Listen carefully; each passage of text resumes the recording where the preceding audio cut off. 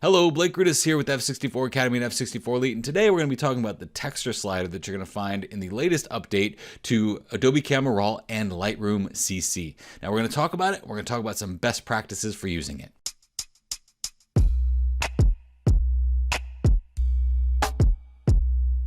All right, so this new texture slider, where is it? Well, if you're looking right here in your basic adjustments in Adobe Camera Raw, Lightroom will be slightly different, but it'll be in the same spot. It's gonna be right above the clarity slider. Here's the texture slider right here, okay? So what is this texture slider and why did they add it after all this time? Well, you see we have dehaze here, which that allows our image to get more contrasty and basically reduce haze in the image by increasing contrast and also adding a little bit of blue to offset that haze. Clarity basically gives you a nice adjustment to all of your middle contrast, and texture now gives us fine contrast adjustments for mainly for detailed areas in the image.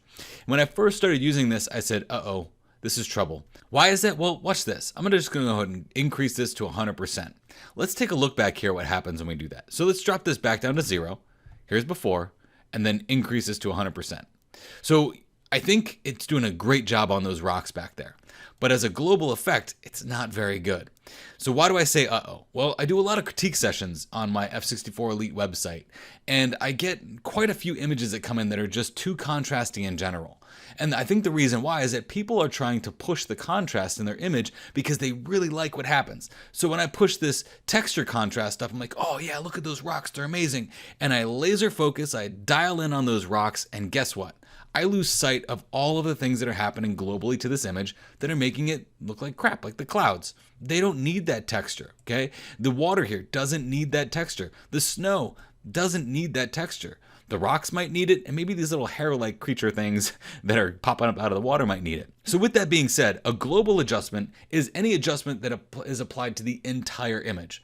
So I think that this effect is not very good globally and is actually better suited for a local adjustment, with one exception.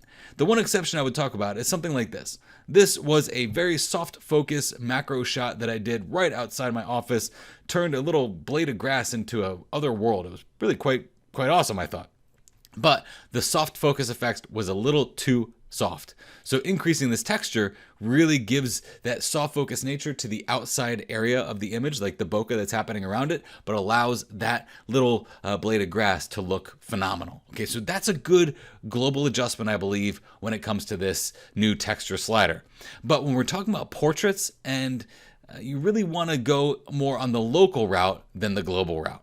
So if we were to globally increase the texture here, look at what's happening here. She doesn't deserve a global texture increase.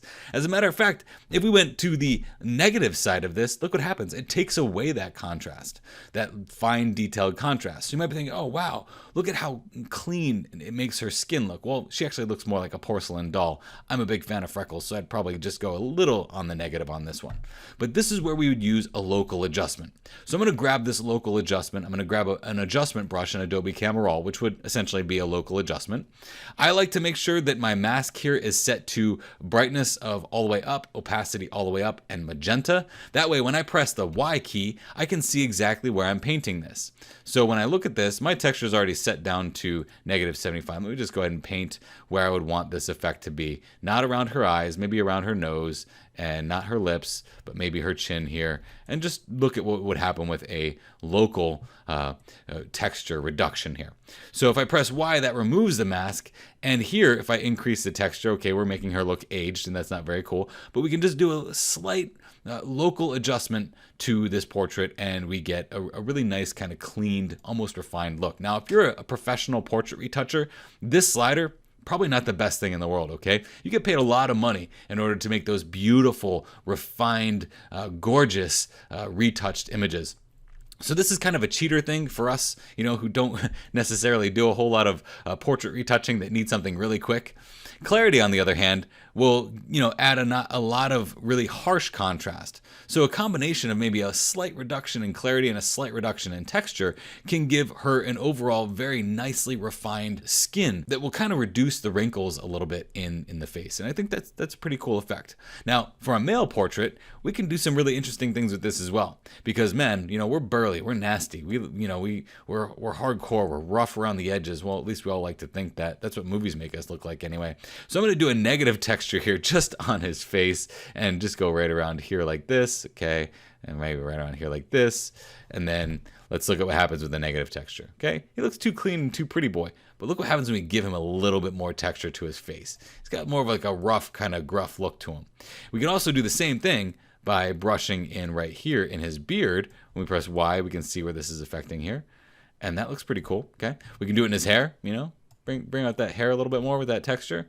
So we increase that texture a little bit, increasing the clarity a little bit. Also gives him more of like a rough around the edges kind of look. We don't want this guy to be too much of a pretty boy, right? So I didn't photograph this. This was an Adobe stock image. I love Adobe stock. All right. Nice shout out for Adobe stock. So we'll zoom out here real quick. Just fit that right into view. And let's look at the before and after.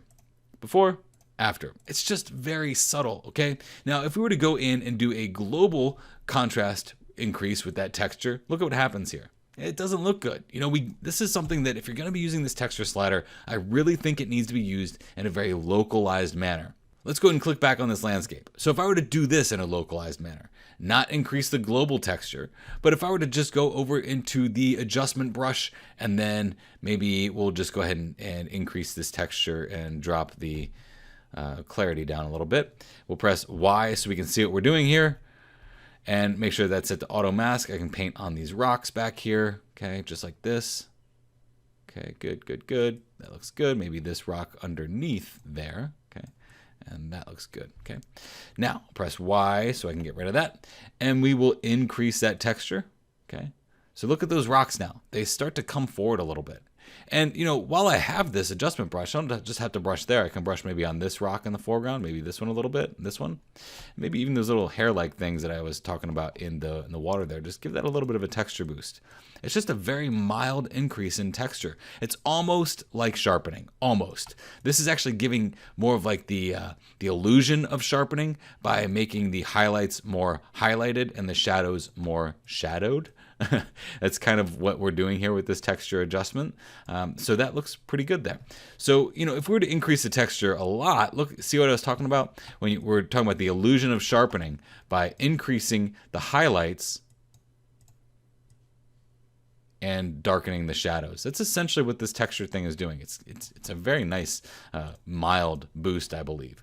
So that can be used to add and deliver direction for the viewer to look at your image for the areas that you want to be sharpened, but not necessarily too sharp.